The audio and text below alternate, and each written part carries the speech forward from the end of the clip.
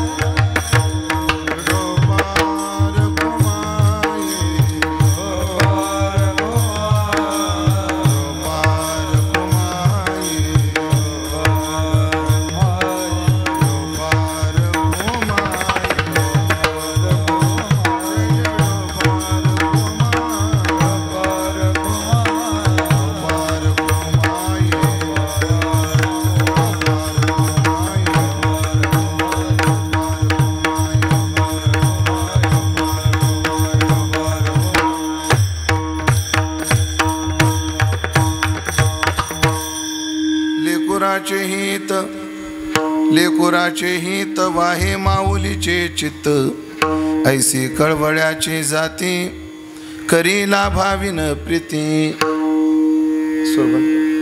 पोटी भार वाहे त्याचे सर्वस्व ही साही ऐसी कळवळ्याची जाती करीला भाविन प्रीती तुका म्हणे माझे तुम्हा संतावरी ओझे तुका म्हणे माझे तुम्हा संतावरी ओझे ऐसी कळवळ्याची जाती करीला भाविन प्रीती पांडुरंगा करू प्रथम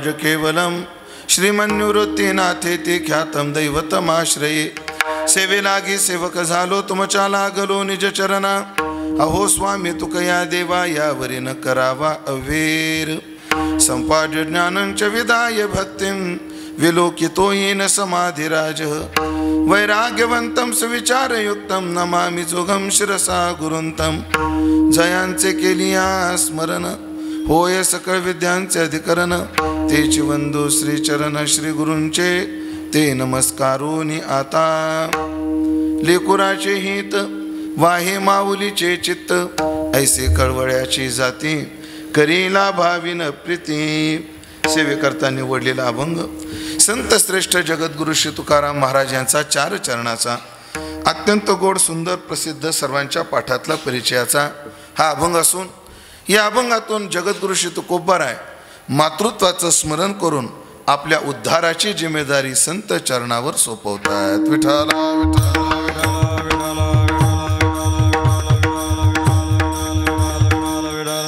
उपस्थित सर्व भाविक सज्जन वैष्णव गुणीजन महाराज मंडळी यांच्या पावन आणि सन्माननीय उपस्थितीमध्ये तथा गायकर परिवाराचे आप्त इष्ट सगळे सोयरे या सर्वांच्या उपस्थितीमध्ये आज आपण श्री क्षेत्र गिरणारे या ठिकाणी जी चिंतन सेवा करतो आहोत त्या चिंतन सेवेचं निमित्त आपल्या गिरनार गावामध्ये की जो गायकर परिवार अध्यात्म सामाजिक व्यवसाय शेती या क्षेत्रामध्ये आपली ओळख ठेवून आहे अशा परिवारातील विजूभाऊ असतील अरुण भाऊ असतील भाऊसाहेब भाऊ असतील यांच्या मातोश्री ज्यांना 1 वर्षापासून वैकुंठवासी म्हणावं लागतं अशा वैकुंठवासी हरिभक्ती परायणा गंगा भागीरथी सत्यभामाबाई दिनकरराव गायकर यांच्या प्रथम पुण्यस्मरणाच्या निमित्ताने या कार्यक्रमाचं आयोजन सर्वच गायकर परिवार परत एकदा त्या तिन्ही मुलांच्या नामाचा उल्लेख करतो विजूभाऊ अरुण भाऊ आणि भाऊसाहेब भाऊ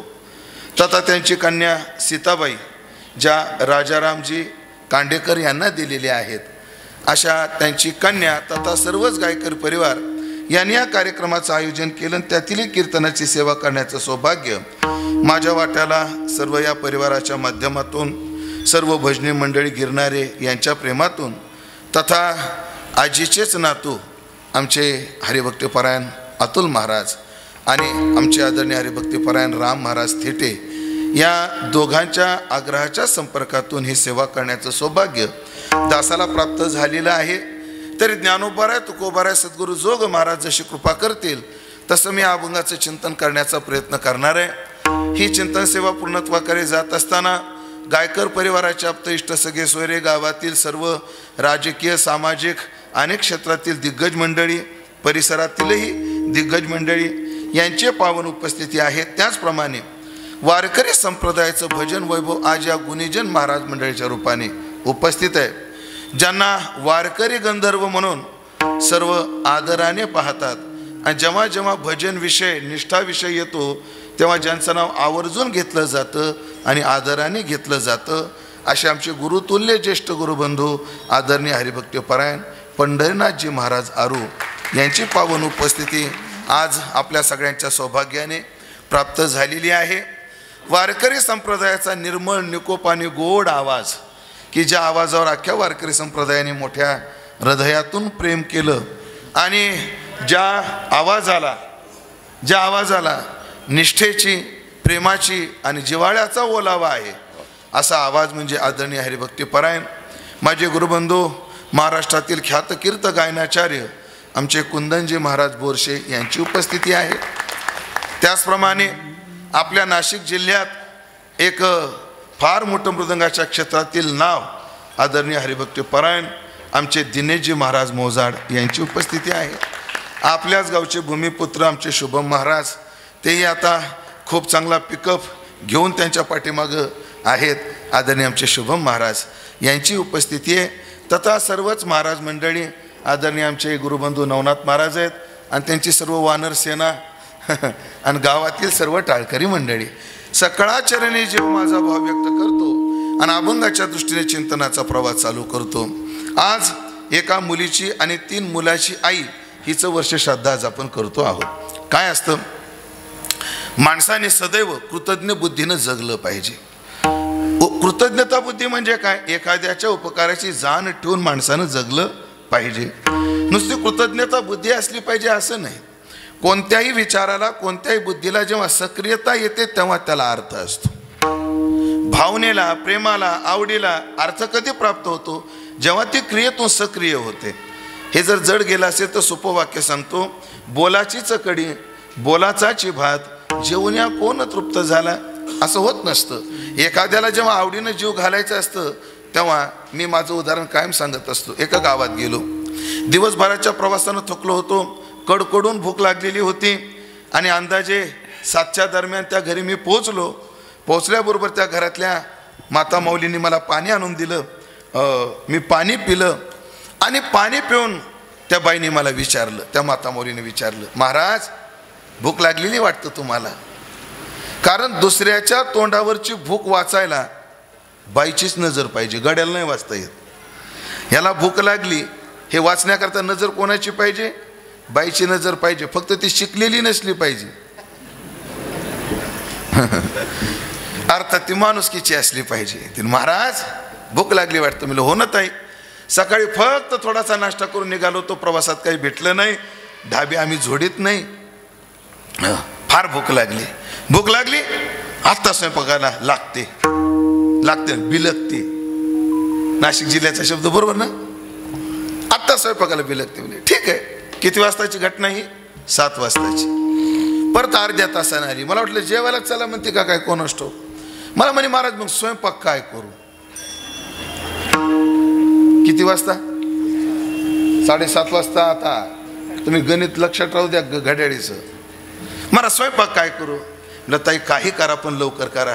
पुरणपोळी करू का? मला वाटलं काही सण घेऊन गेला असेल. सध्या पुरण 15 नाही, महिना सुद्धा लोक फ्रीजमध्ये ठेवतात, असं काही असेल. म्हटलं ठीक आहे, काय हरकत नाही. परत अर्ध्या तासानं आली. किती वाजले? 8. मला म्हणे महाराज पुरण कशाचं करू?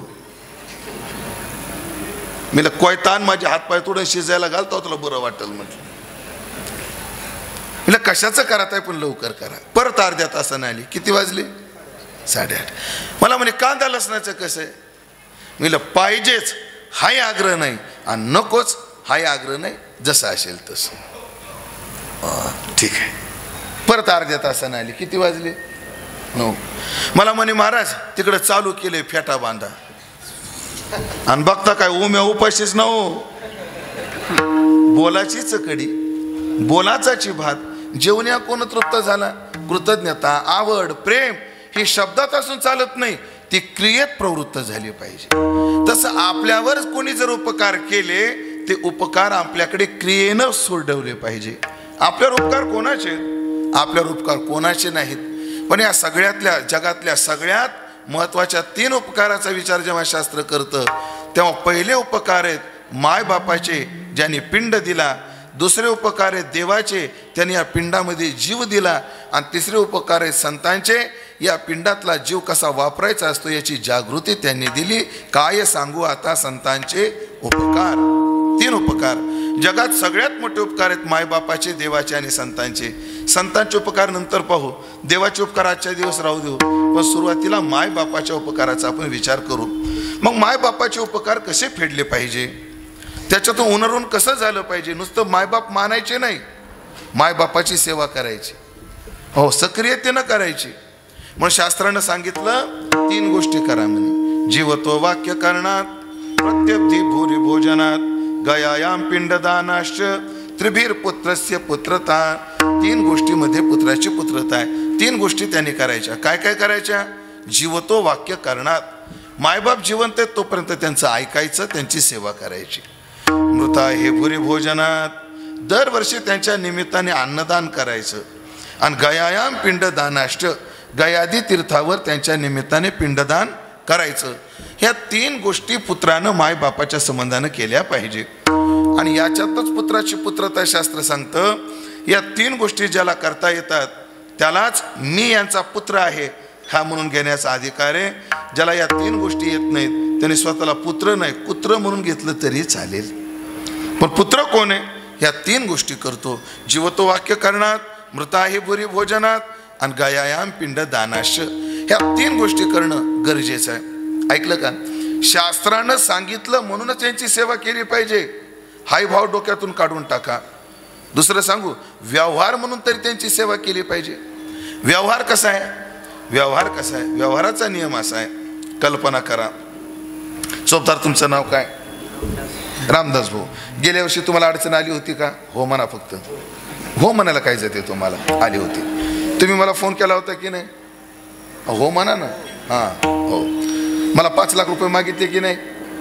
हो हो म्हणायला काय जाते तुम्हाला? हो. मी तुम्हाला दिले का नाही? हां दिले का नाही? हो म्हणा ना. हो. आणि लगेच रामदास भाऊनी 2 महिन्यात माझे परतही केले का नाही? आता लय पटकन हो म्हणले बघा. आता लय पटकन हो म्हटले. ठीक आहे, दिले. मी रामदास भाऊ अडचणीत होते, त्यांनी मला 5 लाख मागितले, मी त्यांना 5 लाख दिले. आणि व्यवहार चांगला असल्यामुळे आणि टमाट्याचे लयच पैसे झाल्यामुळे रामदास भाऊनं माझे 5 लाख मला परत दिले.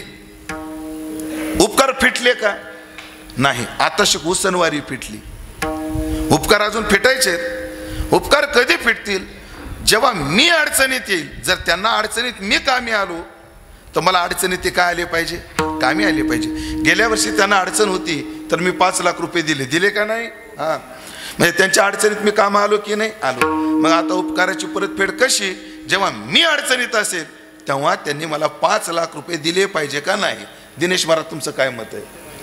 हां चौबदार तुमचं काय मत आहे? दिले पाहिजे का नाही? तुमचं काय मत आहे? आणि सध्या लय अडचणीत आहे, मी काय करतो? मी जर त्यांना अडचणीत कामी आलो असेल तर ती व्यक्ती मला अडचणीत कामी आली पाहिजे. भुंक्ते भोजयते चैव दधाती प्रतिगृह्णाती गुह्यम आख्याती पृच्छती भुंक्ते भोजयते. षडविधा प्रीती लक्षणम, प्रेमाची 6 लक्षणं सांगितली. काय केलं पाहिजे? दधाती, त्याला दिलं पाहिजे. पण नुसतं दधाती नाही, प्रतिगृह्णाती, त्याच्याकडून घेतलंही पाहिजे आणि त्याला स्वीकारलंही पाहिजे. गुह्यम आख्याती, आपलं गुह्य त्याला सांगितलं पाहिजे. पृच्छती, त्याच्या अडीअडचणी त्याचं गुह्य विचारलं पाहिजे. भुंक्ते, त्याच्याकडे जेवलं पाहिजे. आणि भोज येते, त्याच्याकडून जेवण घेतलं पाहिजे, त्याला जेवण दिलं पाहिजे. ही जशी व्यवहार आहे, या व्यवहाराला धरून तरी पहा, मायबापाची सेवा परमार्थ जसा आहे तसा मायबापाची सेवा व्यवहार सुद्धा आहे. कसा व्यवहार आहे पटवून देतो, लक्ष देऊन ऐकताय ना. जेव्हा आम्ही जन्माला आलो ना तेव्हा आमच्या मानेमध्ये अवसान नव्हतं. होतं आमच्या मानेत अवसान? आमची आई अशी हळूच मानेला धरायची. तिची आई, आमची आई आम्हाला मानेला हळूच धरायची. लक्ष देऊन ऐकताय ना. तिची आई म्हणजे लेकराची आजी, ती जरी आली, बरं तिला लेकरू घ्यायचं माहीत नाही का, पण काळजीपोटी आमची माय म्हणायची, माय मानाला हात लाव बरं. शब्द बरोबर आहे. मानाला काय लाव? हात लाव, लेकराची मान पडल. आमच्या मानेत अवसान नव्हतं, आमच्या हातापायात अवसान नव्हतं. आणि आमच्या हातापायात जेव्हा अवसान नव्हतं तेव्हा आमच्या मायबापाने आम्हाला आधार दिला. आम्हाला चालता येत नव्हतं तेव्हा आमच्या बापाने आम्हाला आधार दिला.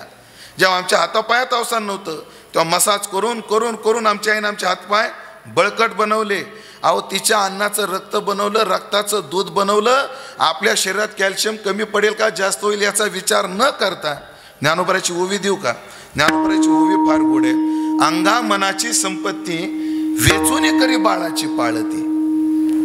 शब्द किती गोड आहेत ज्ञानोबराचे पहा. अंगा मनाची संपत्ती, मनाची संपत्ती आपल्या सगळ्या भावना मारून, आणि अंगाची संपत्ती तिचं सौंदर्य पानाला लावून. ते आपल्या सौंदर्याचा विचार करत नाही, आपल्या आरोग्याचा विचार करत नाही. म्हणून 80% माता मौल्यांना 40च्या पुढे कॅल्शियमचे प्रॉब्लेम येतात. त्याचे कारण ही आहेत, विचार करत नाही. आणि लेकराला दूध पाजते, अन्नाचं रक्त करते, रक्ताचं दूध करते. महाराज बऱ्याच वेळेला तिची अवस्था अशी होते, तिला सासू एवढी बोललेली असते, नवऱ्याने एवढं छळलेलं असतं, तिला वाटतं अन्न खाण्यापेक्षा विष खावं. तिला अन्नाची सुद्धा भावना नसते. एका बाजूला रडते आणि दुसऱ्या बाजूला खाते. ऐकताय का माता माऊलींनो? ज्या दिवशी घरात भांडणं होतात आणि एखादी लेकरवाळी जेव्हा जेवते ना, ती स्वतः करता जेवत नाही. बाई मी जर जेवले नाही तर माझ्या लेकराला दूध कुठून येईल? ती लेकरा करता जेवते त्या दिवशी. हे ध्यानात ठेवा.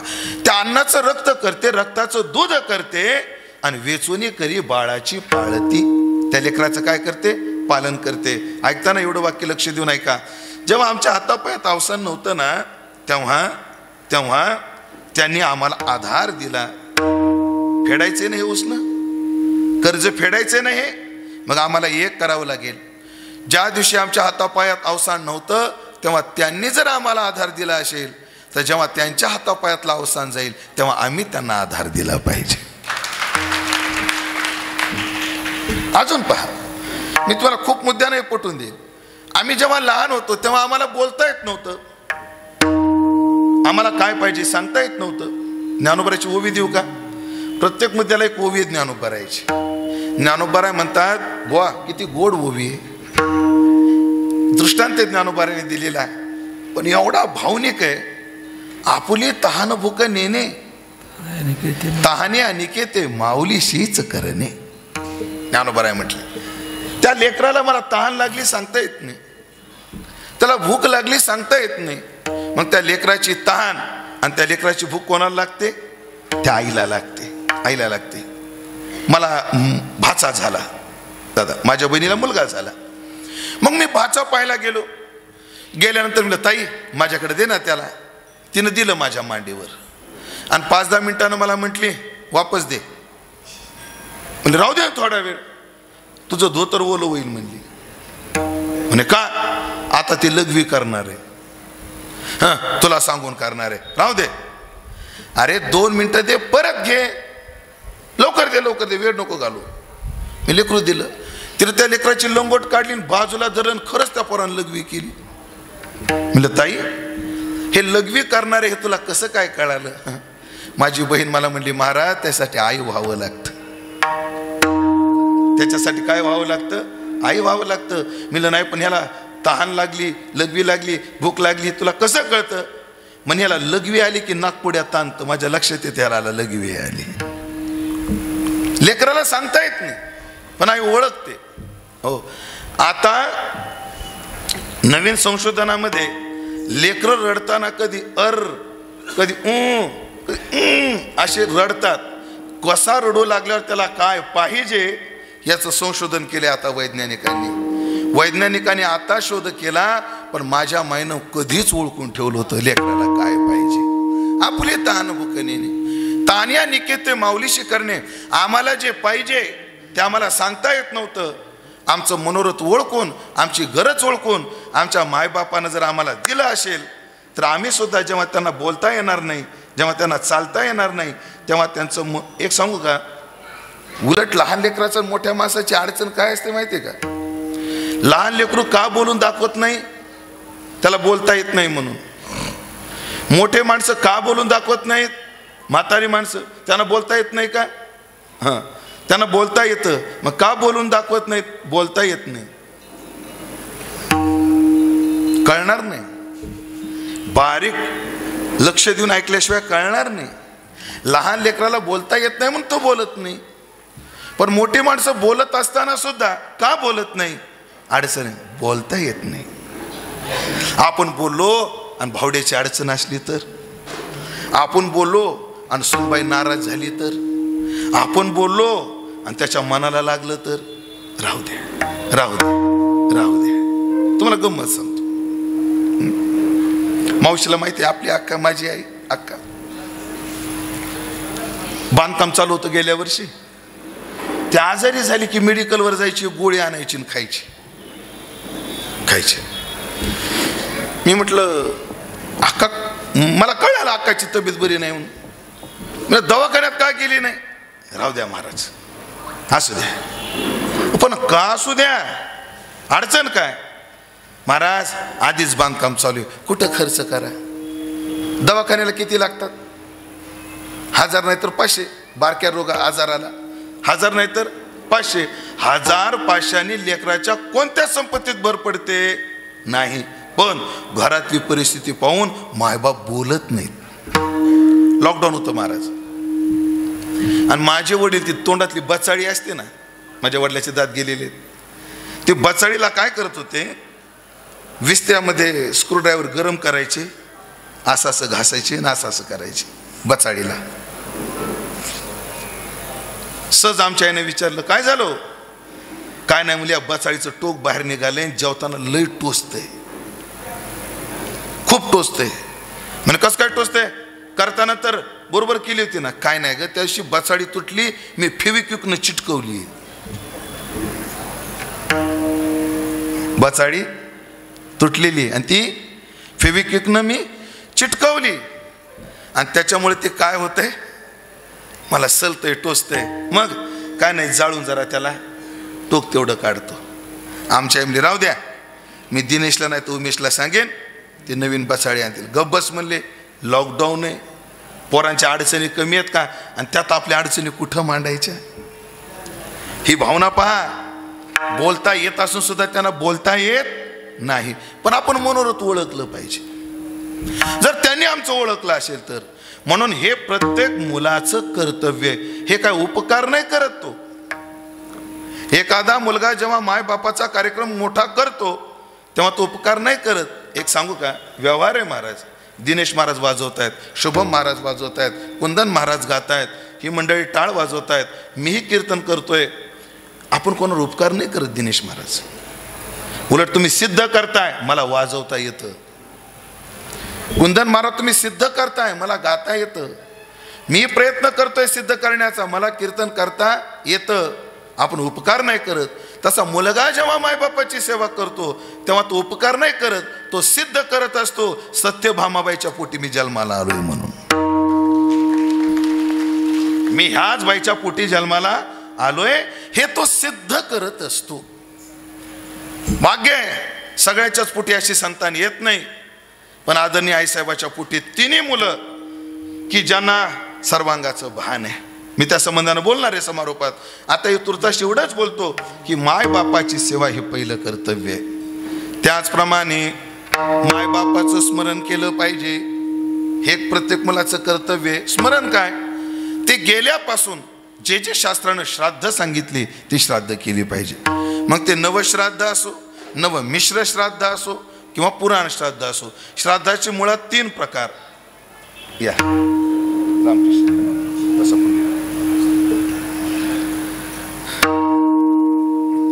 व्यक्ती मेल्यापासून 9 दिवस नवश्राद्ध, दशक्रिया नवमिश्र श्राद्ध, आणि त्याच्यानंतर 13व्यापासून जे होतात ते सगळे पुराण श्राद्ध.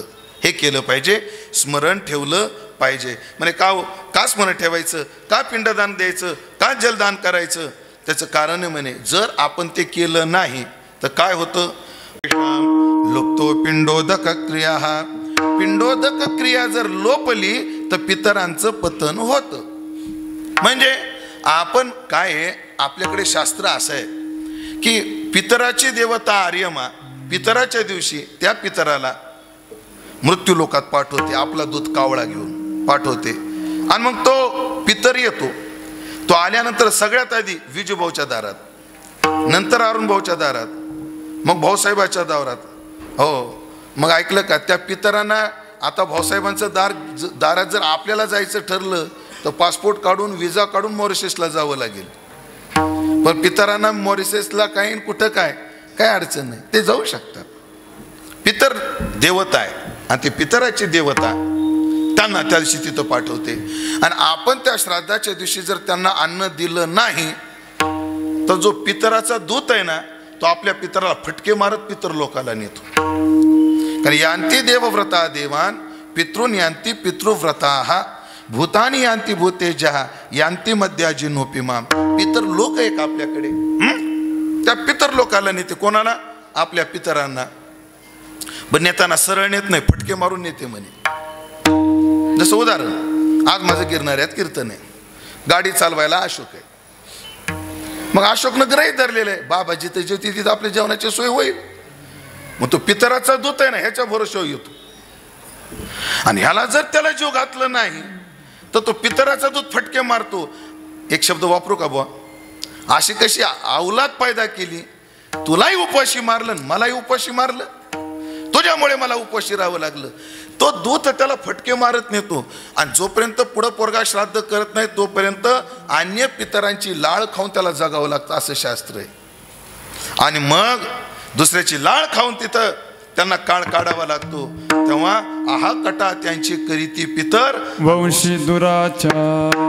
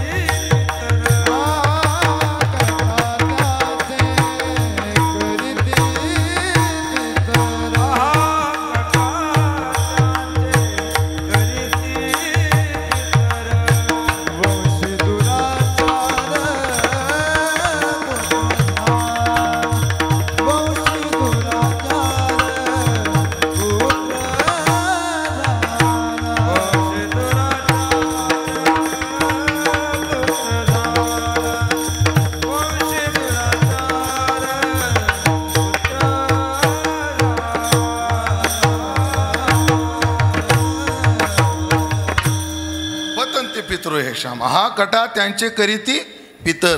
म्हणून हे पिंडदानादी क्रिया हे प्रत्येक मुलाचं काय आहे, कर्तव्य, त्यांनी केलं पाहिजे.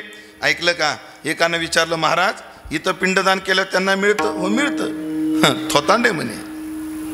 कसं थोतांडे? एक ब्राह्मण नदीच्या काठावर पितर कर्म करत होता आणि एक माणूस त्याच्या बाजूला बादलीनं नदीतलं पाणी घ्यायचं आणि वाळवंटात आणून ओतायचं. दिवसभर त्याचा उद्योग तोच चालू. तो ब्राह्मण म्हणला, अरे सकाळपासून मी पाहतोय तू नदीतलं पाणी भरतोय बादलीमध्ये आणि वाळवंटात आणून ओततोय, का रे? काय नाही म्हणले, महाराज त्या पलीकडे माझे टमाटे आहेत, ते सुकायला लागले, माझी मोटर जळाली, त्यांना पाणी नाही म्हणून मी त्यांना पाणी देतोय. मग इथं का ओततोय? काय नाही, त्या टमाट्याचं नाव घेऊन इथं ओततो म्हणे. अरे बावळट, इथं ओतलेलं पाणी तिथं टमाट्याला कसं जाईल? कोण म्हटला? ब्राह्मण.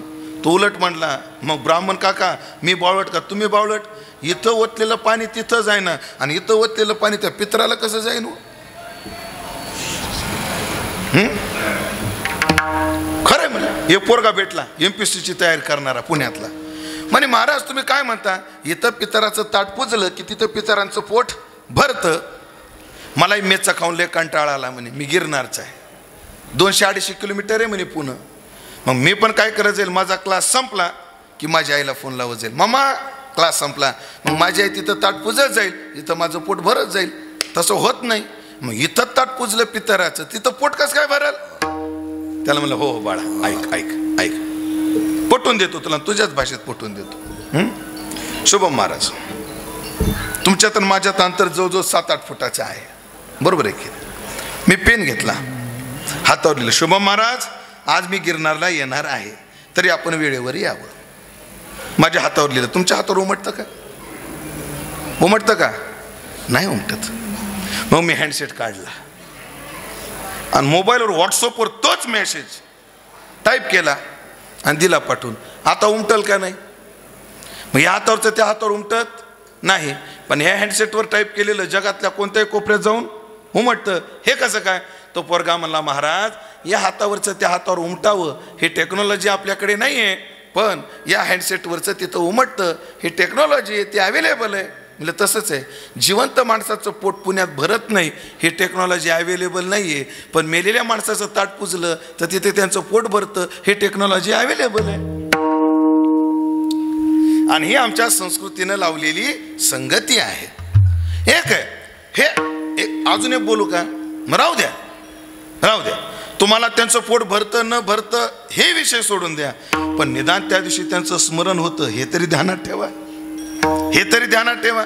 म्हणून प्रत्येक मुलाचं कर्तव्य आहे, त्यानं श्राद्ध केलं पाहिजे, अन्नदान केलं पाहिजे, सेवा केली पाहिजे. जसं मुलगा म्हणून त्यानं काय केलं पाहिजे हा विचार आपण केला, तसं मुलगा म्हणून, माणूस म्हणून त्यानं काय केलं पाहिजे हाही विचार करा. त्यानं माणूस म्हणून काय करावं तर मनुष्यपण तरी साधी नारायण नाही तरी हीन पशु होणे. त्यानं देवप्राप्ती करून घेतली पाहिजे. आपुली आपण करा सोडवण तैसे येण्याची शरीरा येणे सरे किंबहुना येरझारे चिरा पडे. मनुष्य देहीचे ज्ञाने सच्चिदानंद पदवी घेणे एवढा अधिकार नारायणे कृपावलोकने दिला. आयुष्याच्या साधने सच्चिदानंद पदवी घेणे. किती प्रमाण देऊ माणसानं काय केलं पाहिजे. देवे दिला देह भजना गोमटा परमात्मा प्राप्ती लागोनी देवे केली मनुष्य योनी. झालं भरपूर झाली प्रमाण कळालं. तुम्ही सदैव श्रवण करणारी माणसं आहात. देवप्राप्ती केली पाहिजे. आणि मग देवप्राप्ती सोपी नाही उद्धार सोपा नाही की जया ज्ञाना लागी गगन गिळतात योगी स्वर्गाची आडवंगी करून या. सोपं आहे सोपं नाही. मग नियम असा आहे अवघड काम कोणाच्या तरी मदतीने करायची असतात. तद्वत उद्धार जर अवघड असेल तर तोही कोणाच्या मदतीने करून घेतला पाहिजे. मग या पंथात मदत करणारे फक्त संत आहेत. तेथे कोणी सोडविना एका सद्गुरू वाचून. रामदास भाऊ ना अजून एक प्रश्न होता विचारू का. ताण नाही होत ना तुम्हाला. रामदास भाऊ तुमचं वय काय आता. 49 वय. लग्न झाले किती दिवस झाले बरं भाऊ. त्रितपपूर्ती आली रामदास भाऊच्या लग्नाची 30-32 वर्ष झाली. तुम्हाला तो दिवस आठवतो का. आठवते. मला सांगा रामदास भाऊ तुमच्या लग्नात किती माणसं होती अंदाजे. 700-800 लोक होते. ऐका रामदास भाऊ तुम्हाला संसारात गुतवाय 700 आले होते. लावण्या मोह संसारी गोविती किती जण आले होते. 700 जण आले होते. खोटं बोलायचं नाही कीर्तनात. खरं सांगा 700 माणसं तुम्हाला लग्नात गुंतवायला आली होती. पण जेव्हा संसारात तुम्हाला अडचणी आल्या किंवा तुमच्या बायकोचे भांडणं झाले तर सोडवाय कोण कोण आलं त्याच्यातलं. कोणीच नाही कबूल केलं बघा. तेव्हा ते म्हणतात आपुली आपण करा सोडवण. आणि मग उगा कल्पना करा बायकोच्या तडाक्यातून सोडवायला कोणी येत नाहीत तर मायेच्या तडाक्यातून सोडवायला कसं कोणी येईल आपल्याला. म्हणून माता पिता बंधू भगिनी कोणी न पवती निर्वाणी इष्टमित्र स्वजन सखे हेतु सुखाची मांडणी एकलामी दुःख भोगी कुंभपाक जाचनी तेथे कोणी सोडविना एका सद्गुरु वाचुनी गुरु बिन कोण बतावे वाट. हो काय तपेविन दैवत दिदल्या विन प्राप्त आणि पुढे गुजे विन हित कोण सांगे. फक्त संत मदत करू शकतात. म्हणून जगद्गुरु तुकोबाराला वाटू लागलं मी माझ्या कर्तव्याचा निर्वाह केला. बोलोबा आणि कणकाईची सेवा केली त्यांचं स्मरण करतोय. पण आता याच बरोबर नरदेहाची मूळ उद्देश जो आहे परमात्मा प्राप्ती ती करावी. एकट्याला शक्य नाही म्हणून आपल्या उद्धाराचं ओझ कोणावर तरी सोपवावं या भावनेतून जगद्गुरु तुकोबाराय संत चरणाजवळ गेले आणि आपल्या उद्धाराच्या ओझ्याची प्रार्थना सेवेला निवडलेल्या अभंगाच्या 4थ्या चरणात त्यांनी केली. तुका म्हणे माझे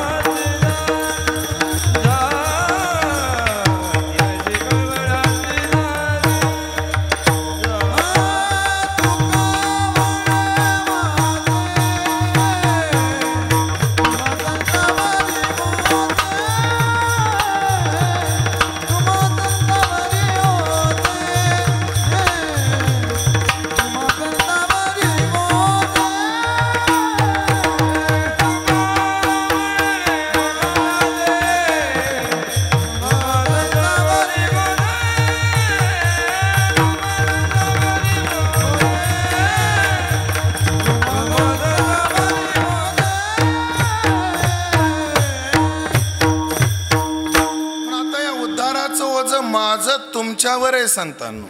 गंमत आहे का, एक विचार आहे का, माणसावर अनेक प्रकारचं ओझ आहे, पण संतांवर कोणतं सोपवावं. मी 2 नावं घेणार आहे बरं. आता 2 नावं, ते 2 नावं मला वाटत नाही गिरनारमध्ये परिचय करून देण्याची गरज आहे. एक आहेत वैकुंठवासी परमपूज्य परमश्रद्धेय गुरुवर्य रामचंद्र बाबा भोदे, आणि दुसरं नाव आहे वैकुंठवासी गुरुवर्य बाजीराव महाराज जवळेकर. ऐका बरं महाराज, घटना लय गोड आहेत. बाजीराव महाराज जवळेकर आणि दुसरे आपले गुरुवर्य बोधे बाबा. ही दोन्ही माणसं त्यांना शेवटच्या काळात आजारानं फार त्रस्त केलं, दोघांनाही केलं. आणि मी दोघांना एक एक प्रश्न, हाच एकच प्रश्न दोघांना विचारला. म्हणजे बाजीराव महाराजांना मरायच्या 4 दिवस आधी हा प्रश्न विचारलाय बरं मी. किती दिवस आधी नवनाथ महाराज? 4 दिवस आधी विचारला प्रश्न. आणि बोधे बाबाला 8 ते 10 दिवस आधी प्रश्न विचारला. मी दोघांना हाच प्रश्न विचारला, बाबा त्रास होतोय काय? म्हणलं बाबा, दोघांना हाच प्रश्न बरं, तुम्ही त्रास आम्हाला सांगू नका, निदान देवाला तरी सांगा. देव आमचं ऐकत नाही हो, तुमचं नक्की ऐकेल, सांगा ना. महाराज दोघांच्या तोंडात 2 प्रमाण होते. आधी बाजीराव महाराजांच्या तोंडातलं प्रमाण सांगतो. बाजीराव म्हणले, बुवा, तिची बोलण्याची पद्धत, बुवा आपला त्रास दुसऱ्याला सांगून काय फायदा आहे? जीवाला सांगितलं तर जीव घालवू शकत नाही, मग देवाला सांगा.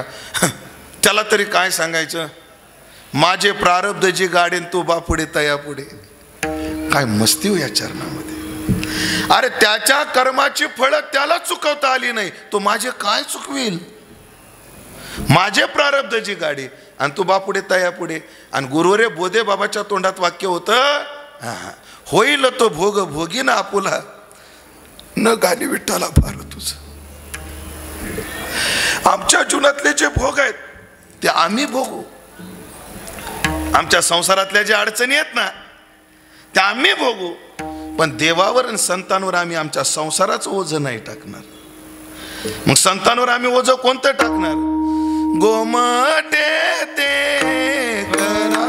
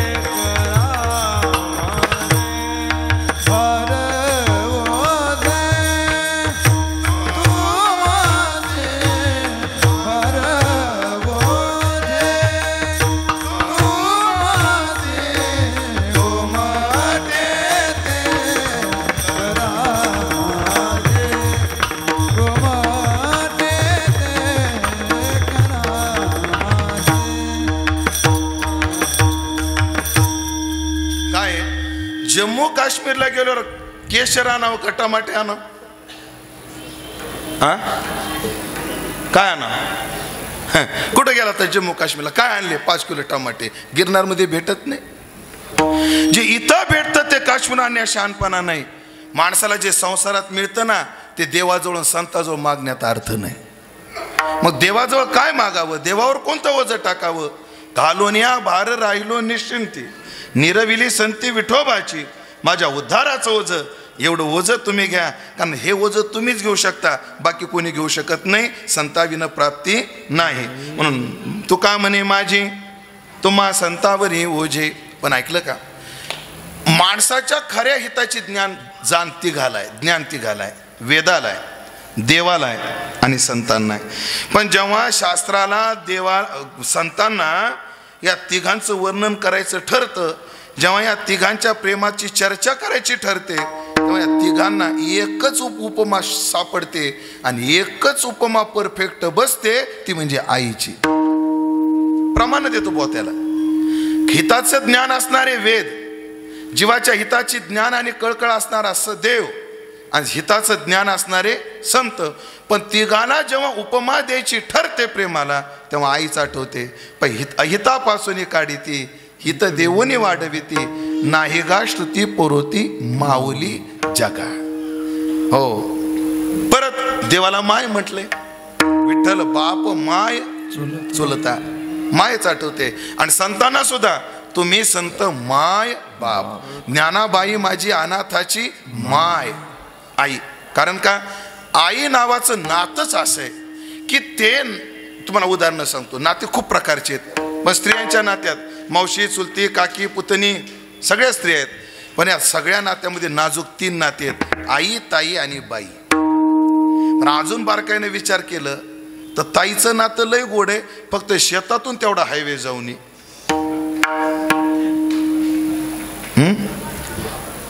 चव मोठा चाले धंदा तो बहीण म्हणे दादा, है की नाही. आईच्या नात्याला, ताईच्या नात्याला न्यूनता आहे, बायकोच्या नात्याला न्यूनता आहे. जेव्हा मुलगा आणि नवरा हे 2 पक्ष बाईच्या समोर उभे राहतात ना, तेव्हा बाई नवऱ्याला डावलते, मुलाला स्वीकारते. मग त्याही नात्याला उणीव आहे. पण एकच निर्भोळ आणि निर्मळ नातं आहे, ते म्हणजे आईचं नातं आहे. म्हणून वेदाच्या प्रेमाला आईचीच उपमा, देवाच्या प्रेमाला आईचीच उपमा आणि संतांच्या प्रेमाला आईची उपमा. मी तुमच्यावर हे उद्धाराचं ओझं टाकलंय. तुमचं प्रेम जागं करा आणि माझा उद्धार करा. कारण तुम्ही माझी आई आहात. आणि आई कशी असते, अभंगाचं पहिलं चरण. लेकुराचे हित, लेकुराचे हित, लेकुराचे हित, लेकुराचे हित,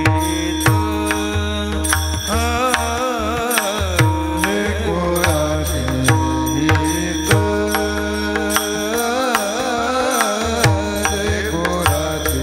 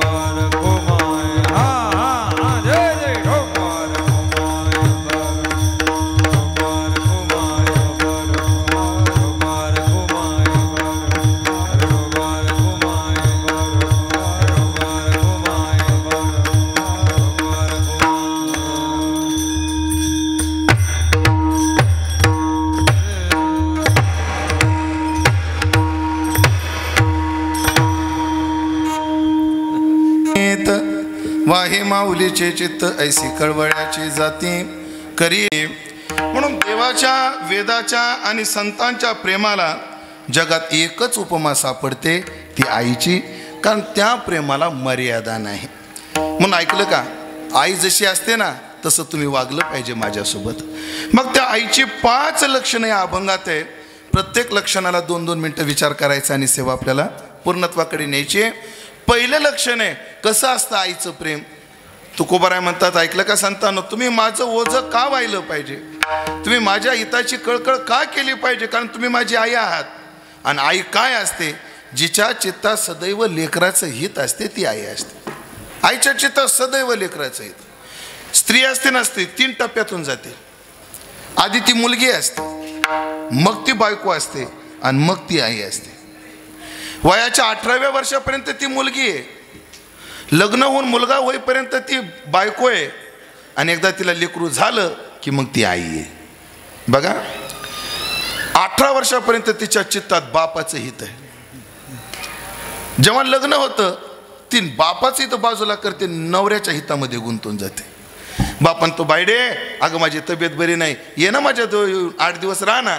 बाबा आले असते हो, पण याच्या भाकर कुटक्याची सोय लागत नाही हो. हे कुठं खाते. म्हणजे तिनं काय केलं, नवऱ्यातून बाप काय केला, वजा केला. जेव्हा तिला मुलगा होतो तेव्हा तिचं हित पुन्हा कन्वर्ट होतं. ते आता लेकराच्या हितातून नवरा वजा करते. तोच नवरा जेव्हा बाहेरून येतो तो म्हणतो, अगं मला पाणी दे, दिसत नाही का मांडीवर लेकरू आहे. आणि मग ऐका, वयाच्या 18व्या वर्षापर्यंत चित्तात बाप आहे, लेकरू होईपर्यंत नवरा आहे. पण एकदा लेकरू झालं तिच्या चित्तात पुन्हा मरेपर्यंत नाही, मेल्यावरही फक्त लेकरूच आहे. मातेची चिती अवघी बाळकाची व्यापी, अवघी बाळकाची व्यापी, चित्ती अवघी बाळकाची व्यापी.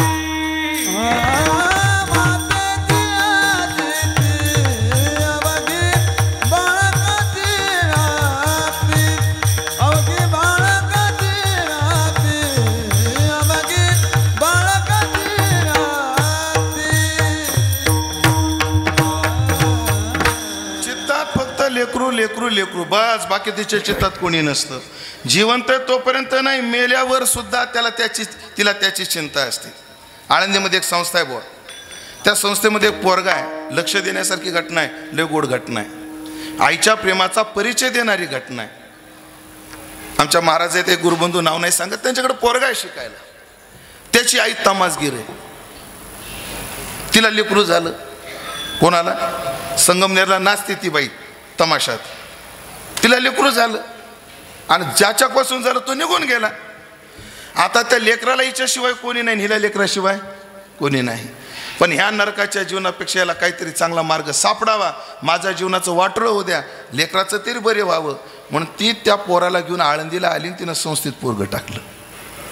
कोणी, त्या बाईने. घटना पुढं ऐकण्यासारखी आहे. आईच्या प्रेमाचा परिचय आहे का. पण तिच्या त्या लेकराचं दुर्दैव एवढं, त्या नाचणारी जी बाई आहे तिच्या हृदयाला होल पडले. ती कधी मरल याचा भरोसा नाही. ती अनेक प्रकारच्या गोळ्या खाते आणि तमाशामध्ये नाचते. आणि पैसे गोळा झाले, आळंदीला येते आणि इंद्रायणीच्या घाटावर बसून त्या महाराजाला फोन लावते, महाराज माझ्या पोराला घेऊन या, मी आले इंद्रायणीच्या काठावर. ते महाराज म्हणतात, ताई तुम्ही संस्थेवर या ना. नको म्हणे महाराज, मी नाही येत. का, जर तुमच्या गल्लीत कळालं हा नाचणारणीचा पोरगा आहे, माझ्या लेकराकडं कोणी नीट बघणार नाही हो. किती काळजी तिला लेकराची आपल्या प्रतिमेपेक्षा.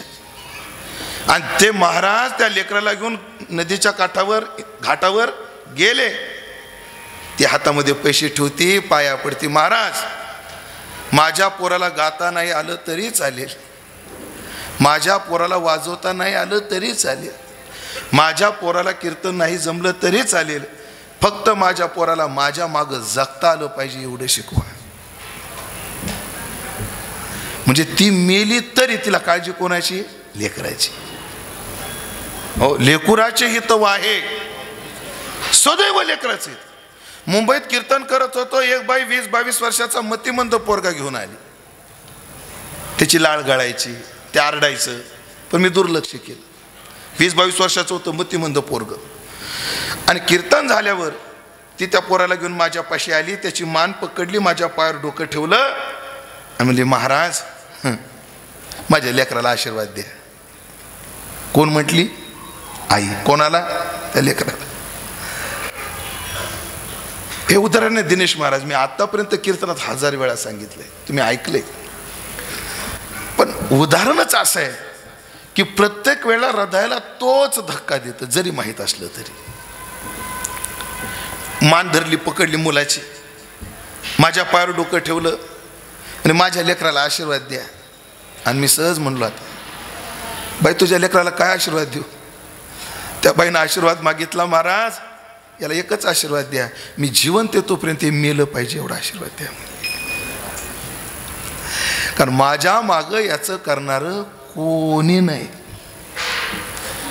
हो, फक्त मला एक द्या आशीर्वाद की हे माझ्या मागे जगलं पाहिजे. सदैव लेकराचे आहेत. आम्ही फार गरीब घरातले, एक वेळची चूल पेटायची भ्रांत, आणि आम्ही 4 भावंड. आमच्या गावामध्ये सावजी समाज भरपूर आहे, श्रीमंत आहे तो. तर त्या बाईने आमच्या अक्काला जेवायला बोलवलं. बुवा सत्यनारायण म्हणली, जेवायला ये सोनिता, जेवायला ये. आणि जेवायला जायचं म्हणजे आम्ही 4 भावंड आईच्या मागं लागलो. पण एखाद्याने बोलवल्यावर 4 लेकरं घेऊन कसं जायचं? म्हणून माझ्या आईने आमच्या 3 भावंडाला घरात कोंडलं. मी घरात लहान असल्यामुळे मला घेऊन गेली. जेवायला बसलो, एक पदार्थ यायचा. गरिबीचं दुःख लय वाईट, लय वाईट सोचले आम्ही, पाहिले मी डोळ्याने. एक पदार्थ यायचा, पण कोणाला दिसू नये अशा काळजीनं माझी माई डोळे पुसायची आणि त्या अन्नाकडे बघायची. पण एका पैलवानाची किंमत पैलवानाला कळते, तशी एका माईचं दुःख एका माईलाच कळतं. तिची बाई होती तिच्या घरी जेवायला. ती म्हणली, सुनीता तू जेवत का नाही ग? असं म्हटल्यावर आमच्या याला हुंदका फुटला. बाई कशी जीव? म्हणजे का? 3 लेकरं घरात कोंडून आले, मला कसं गेलं? महाराज ती बाई म्हटली, तू पोटभर जेव, जाताना तुझ्या लेकराला वाढण देते. तेव्हा माझी माय पोटभर जेवली. ह्याला म्हणतात लेकुराचे हितव आहे. म्हणून बघा काल्याच्या कीर्तनामध्ये माणसं रिकामी असतात, माता मौली रिकामी येत नाही, कॅरी बॅग सोबत घेऊन येते. तिला माहीत असतं माझं पोरगं मार्केटला गेलंय, माझं पोरगं शाळेत गेलंय, माझं पोरगं दुकानावर गेलंय, कामावर गेलंय, त्याला प्रसाद भेटला पाहिजे म्हणून एवढा का होईना प्रसाद त्या कॅरी बॅग मध्ये बांधून नेते. ह्याला म्हणतात लेकुराचे हितव आहे माऊलीचे चित्त. मी उदाहरण सामान्य दिले, पण भाव मात्र तो आहे आत्मकल्याणाचा. मग संतांनो, तसं जर असेल सदैव तुम्ही माझं हित पाहिलं पाहिजे. बरं, आई ही जे प्रेम करते ते नाटक नाहीये, आईशी कळवळ्याची जाती. व्यवहारामध्ये प्रेमाची नाटकं केली जातात. माझं तुमच्यावर फार प्रेम आहे, माझं तुमच्यावर फार प्रेम आहे, व्यवहारात काय केली जातात? नाटकं केली जातात. मी माझ्यासह बोलतो म्हणून कोणाला वाईट वाटण्याचा प्रश्न नाही. वस्तुस्थितीने सांगतो पुंडलिकराव, कोणत्याही श्राद्धाच्या कार्यक्रमात दुःखात 3 प्रकारची माणसं येतात. पाहुणे येतात, पुढारी येतात आणि महाराज लोक पण येतात. पाहुण्याच्या डोक्यात एकच आहे, तिथं भेट दिली पाहिजे. पाहुण्याच्या डोक्यात काय? भेट. पुढाऱ्याच्या डोक्यात ओठ आणि महाराज लोकांच्या डोक्यात नोट. इथं त्या व्यक्तीकरता कोण येते? त्या व्यक्तीकरता कोण येतं? म्हणून जगातले प्रेम दाखवणार आहेत, पण आई प्रेमाची जाती, ऐशी कळवळ्याची जाती. खरी लाभाविन प्रीती, कोणताच लाभ न घेता, विचार न करता ती प्रेम करते. बघा बरं, मला मुलगा होईल का मुलगी होईल हे तिच्या डोक्यात असतं का? लेकराला जन्म द्यायचा एवढं डोक्यात असतं. हो, म्हणून माफी मागून बोलतो, जेवढे अबॉर्शन होतात, गर्भपात होतात, त्याच्यात 99% त्या बाईची इच्छा नसते, घरचे ऐकत नाहीत म्हणून तिला त्या गोष्टीला सामोरं जावं लागतं.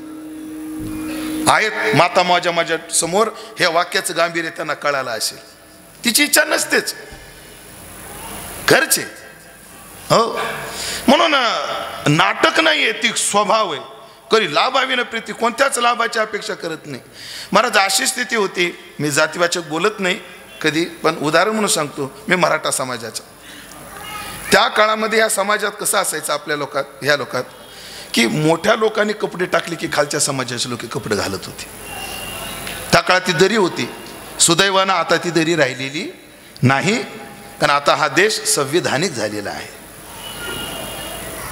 पण माझी आई 5 भावाची बहीण, 4 दिराची भाऊजाई एवढं असताना सुद्धा मुस्लिम समाजाच्या बाईने टाकून दिलेल्या साड्या जोडायची आणि अंगाला झाकायची. माझी आई अक्का लोकांना टाकून दिलेल्या साड्या, एक साडी पूर्ण कोण चांगली, त्या काळात कोण चांगल्या साड्या टाकायला लागलं, फाटक्या 2 साड्या जोडायच्या आणि त्या अंगाला घालायच्या. आज तिची स्थिती अशी आहे, ती रोज एक साडी नेसायची म्हटलं तरी ते शक्य आहे, पण अडचण आहे की ती कधी मागतच नाही, अपेक्षाच नाही तिला कोणती. कधी लाभाविनं प्रीती, पोटी भारव आहे. लेकराचा भार पोटामध्ये वाहते. किती दिवस? जन्माला आल्यानंतर नाही, जन्माला यायच्या आधी नाही, पोटात गर्भ राहायच्या आधीपासून. माझं बोलणं फक्त ज्येष्ठ लोकांना कळेल. जेव्हा तिचं लग्न होतं तेव्हापासून तिला घरचे सांगतात असं खाऊ नको, तसं खाऊ नको, हे खाऊ नको, ते खाऊ नको. दिवस जायला अडचण येते, दिवस गेल्यावर हे खाऊ नको, ते खाऊ नको, गर्भाला त्रास होतो. त्याच्यानंतर जन्माला आलं, बाई आंबट खाऊ नको, लेकराला सर्दी होईल, तिखट खाऊ नको, लेकराला संडास लागेल. संपला का बार? नाही. त्याच्यानंतरही आधी सासू म्हणते असं खाऊ नको, तसं खाऊ नको, गर्भ राहणार नाही. नंतर घरातले ज्येष्ठ म्हणतात हे खाऊ नको, ते खाऊ नको, गर्भ नीट राहणार नाही. पुन्हा म्हणतात हे खाऊ नको, ते खाऊ नको, लेकराची तब्येत नीट राहणार नाही. आणि एकदा लेकरं थोडे मोठे झाले की नवऱ्याचं तिला ऐकावं लागतं. जगातला एकही नवरा डायरेक्ट लेकराला बोलत नाही. एखादा बोलत असेल, सगळे बायकोला म्हणतात सांग तुझ्या पोराला काहीतरी सांग, म्हणजे लेकराचे दुःख तिलाच ऐकावं लागतं. काल आपण उदाहरण सांगितलं, माझ्या वडिलांना अशी रागीट होती, कोपिष्ट होते माझे वडील. हातात जे पडल ते आणि जिथं लागल तिथं फेकून मारायचे. पूजा करत होते देवाची, आणि अशी एक तांब्याची कळशी होती, आणि ती कळशी घेऊन पूजेला चालले होते आणि माझ्यावर चिडले आणि कळशीच फेकून मारली मला. आका तिथं स्वयंपाक करत होते, बुवा कळशी फेकून मारली. पण लेकराला जर वर्मी लागलं तर लेकराचं काहीतरी होईल, मग ती चपात्या करतात तेवढ्या पटकन उठली. ती कळशी जी आकाच्या तोंडाला लागली, आज सगळे दात आकाचे पडलेले आहेत, सगळे डुप्लिकेट दात आहेत. आणि ते कशामुळे? मला दादानं कळशी फेकून मारली, माझ्या उमेशला लागू नये म्हणून अंगावर घेतलेला भार आहे तो. आणि एवढं करू नाही, कोणतीच अपेक्षाही करत नाही. पोटी भारव आहे आणि त्याचे सर्वस्व हिस आहे.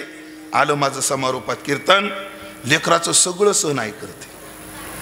आपला रामकृष्ण दादा आहे ना, पांडुरंगाचा, त्याची बायको, मला वहिनीनं उदाहरण, आपली सुभद्राताई, ऐकू ती सहन करते बघा. ते कृष्णा होता ना, लहान होता, मग त्याला जीव घालता घालता वहिनीला झोप लागली. मला त्या पोरानं शी केली, शी घरात सगळी पसरवली आणि ती शी उचलायचा आणि आईच्या तोंडाला लावायचा. शी उचलायचा, आईच्या तोंडाला लावायचा. गालाला काय गार लागलं म्हणून ती आई उठली, पाहते तर तोंड भरलं आणि त्याने सगळी घाणीनं अंग भरलं आणि गरही भरवलं. पण माय काय असते बघा, तिनं आधी लेकरू धुतलं मग तोंड धुतलं, ह्याला माय म्हणतात. अजून लेकराचं किती सहन करायचं. निफाड जिल्ह्यात, निफाड तालुक्यातली घटना आहे. संध्याकाळच्या वेळेला असं फिरायला गेलो आणि द्राक्ष बागाच्या कडेला एक म्हातारी हातात एवढा केसाचा बुचका घेऊन रडत होती. माझ्यासोबतच्या माणसानं विचारलं, नाने काय झालं? आणि बघणार रे दादा, भावड्यानं मला मारलं, तिच्या लेकानं मारलं होतं. तुम्हाला नाव दाखवेन, ते पोरगा रोज कीर्तनाला पुढं बसतो तिकडं असल्यावर. नीच कुठाला आईला किती मारलं, केस उपटेपर्यंत. माझ्यासोबतचा माणूस म्हटला, नाने फक्त एक कर, संध्याकाळी तक्रार कर, बघतो त्याच्याकडं. आतापर्यंत नानी बोलू लागली, आता आई बोलायला सुरुवात झाली. ती बोलली, तुला कळालं तर कळालं, गावात कोणाला सांगू नको, मारील तोडील माझा आहे. याला म्हणतात त्याचे सर्वस्व ही साहे. अशी माय असते. आणि तुम्ही माझी अशी माय व्हा आणि माझ्या उद्धाराची काळजी घ्या. संपलं माझं कीर्तन. म्हणून वैकुंठवासी हरिभक्तपरायणा सत्यभामाबाई गायकर अर्थात आईसाहेब यांच्या जाण्यानं कोणाची भाऊजाई गेली, कोणाची चुलती गेली, कोणाची आजी गेली, कोणाची मामी गेली, कोणाची सासू गेली, पण या सगळ्या नात्याला पर्याय आहेत. पण विजूभाऊ, अरुण भाऊ, भाऊसाहेब भाऊ आणि आमची लताताई यांची आई गेली, याला पर्याय नाही. वडिलाच्या पाठीमागे आईचा आधार यांना सदैव होता. कारण शास्त्र असं सांगतं, मातृलाभेन सनाथत्वम अनाथत्वम विपर्यये. बाप मेला आणि माय जिवंत आहे, तो अनाथ नाही आहे. पण याच्या उलट आहे, माय मेली, बाप जिवंत असला तरी तो अनाथ आहे. कारण आईला बाप होता येतं, पण बापाला आई होता येत नाही. जिची मायरामध्ये नुसती माय, नुसता बाप आहे, ती बापाला लुगडं घे म्हणू शकते पण पाठघास म्हणू शकत नाही. पण जिची मायरात माय, ती आईला लुगडं बी घे म्हणू शकते आणि पाठ बी घास म्हणू शकते.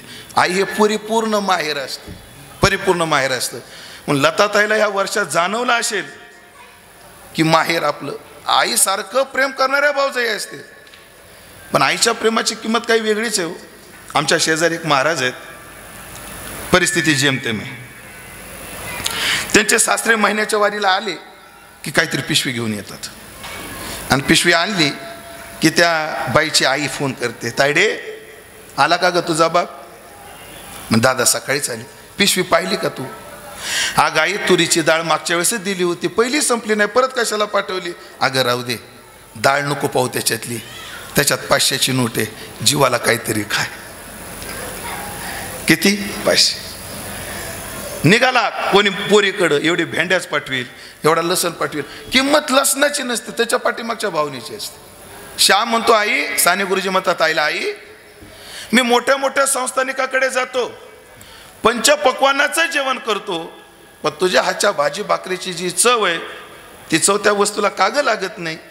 श्यामच्या आई म्हणली, श्याम ऐकलं का, दुसरे लोक जे खाऊ घालतात ना ते फक्त अन्न खाऊ घालतात रे, नुसते कण खाऊ घालतात. माय जेव्हा लेकराला खाऊ घालते ना, प्रत्येक कणात आपलं मन घालते, म्हणून त्याला चव आहे. मग ते 500 रुपये नुसतं धन नाही आहे, त्याच्यात त्या आईनं पाठवलेलं मन आहे. हे प्रेम आहे, हे प्रेम अंतरत असतं, हे संपत असतं. पण या तिन्ही भावंडांनी आईची खूप चांगली सेवा केली. वय तसं फार जास्त होतं असंही नाही, फार कमी होतं असंही नाही, पण आजारी होत्या, पचनशक्तीवर थोडा त्यांना त्रास झाला होता. पण आईची नितांत सेवा या तिन्ही मुलांनी केली. ठीक आहे, विजूभाऊ, अरुण भाऊ यांनी इथं केली असेल, भाऊसाहेब मॉरिशसला असतील उद्योगाच्या दृष्टीने, नोकरीच्या दृष्टीने, पण तिथून सुद्धा त्यांनी आईवर सदैव लक्ष ठेवलं. आणि आपल्या आजाराला झुंज देत देत सहजासहजी त्यांनी या दिवशी जाणं केलं. त्यांच्या जाण्याने या चारी भावंडाला जे दुःख झालं ते दुःख सहन करण्याची ताकद परमात्म्याने द्यावी, अशी प्रार्थना भगवान रामचंद्राच्या चरणी, निवृत्तीनाथाच्या चरणी, त्र्यंबकराजाच्या चरणी करतो. आणि त्यांना एकच सल्ला देतो, तो सल्ला देण्याची आवश्यकता नाही, त्यांना ते वर्म सापडलेलं आहे. जेव्हा जीवनामध्ये बाप नाही ना, तेव्हा देवाला बाप म्हणत जावं, आणि जेव्हा जीवनातली माय जाते ना, तेव्हा ज्ञानोबाराला माय म्हणत जावं. ती माय सगळे लाड पुरवते. म्हणून आपली आई आता ज्ञानोबारामध्ये पाहून आपण त्या ज्ञानाची सेवा करावी, एवढी प्रार्थना करतो. आमच्या विजूभाऊ चांगले भजने आहेत, ती परंपरा पुढं आमच्या अतुल महाराजांनी सुद्धा चालवलेली आहे की ते सुद्धा भजनामध्ये रत आहेत. आणि असं आहे, वंशामध्ये दुराचारी पुत्र झाला तर पितरपतनाला नेतात, आणि एखादा जर हरिभक्त निघाला तर मातृ पितृ भ्राता सगोत्र अपार आणि चतुर्भुज नर होऊने ठेले, असे गौरवाचे उद्गार काढण्याचं सौभाग्य या गायकर परिवाराला प्राप्त झालेलं आहे. मी प्रभूचरणी प्रार्थना करेन, या गायकर परिवारामध्ये ज्येष्ठांच्या सेवेचे संस्कार, साधू संतांच्या सेवेचे संस्कार, भजनाचे सेवेचे संस्कार, भूमी मातेच्या सेवेचे संस्कार जे आहेत ते जपण्याचा प्रयत्न पुढच्या पिढीकडूनही होत राहावा, अशी प्रार्थना करून पुन्हा एकदा विजयभाऊ, अरुण भाऊ, भाऊसाहेब भाऊ आणि आपली लताताई या सगळ्यांना दुःखामध्ये सांत्वन करण्याकरता आपण जे आलेलो आहोत ते सांत्वना देतो, वाणीला पूर्णविराम देतो. ज्ञानेश्वर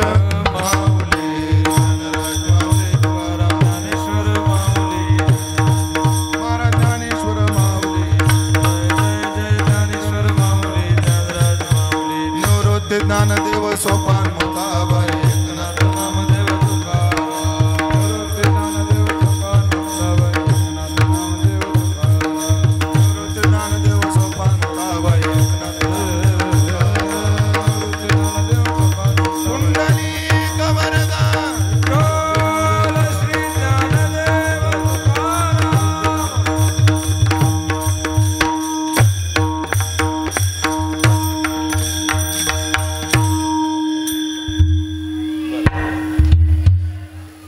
आपल्याला आता सगळ्यांना वेध लागलेले आहेत.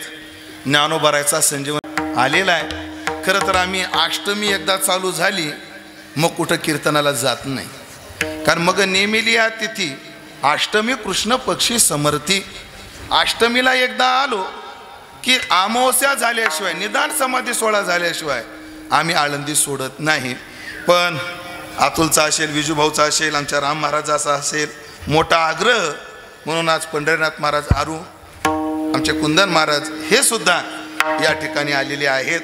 आणि मग आता आज सकाळचं कीर्तन बुडले आमच्या आळंदीतलं, पण आळंदीचं कीर्तन बुडलं याचं दुःख नाही, कारण ह्या टाळकऱ्याकडे पाहून असं वाटायला लागलं कीर्तन आळंदीतच आहे की काय कोणास ठाऊक. एवढे सात्विकतेने तुम्ही कीर्तन ऐकता, एवढे शांततेने, आणि तुमच्याकडे कीर्तन ऐकायची जी शिस्त आहे ना ती ह्या गावाला का आहे, कारण गुरुवर्य माधव बाबाची तुम्हाला शिस्त आहे म्हणून हे ध्यानात ठेवा. आणि गुरुवर्य बाबाच्या शिस्तीमध्ये संपन्न झालेलं गाव, आणि एवढी गोड अशी आपण शिस्तीत सेवा ऐकली. फक्त आता माझी विनंती पंढरीबांना आहे, एकदा ज्ञानोबा राया, माझ्या तुकोबा राया, एकदा त्यांच्या मुखातून आपण भजन ऐकू. सगळ्यांनी आपण आनंदित आहोत याचा आनंद लुटू आणि सेवेला पूर्ण विराम. ज्ञानोबा राया,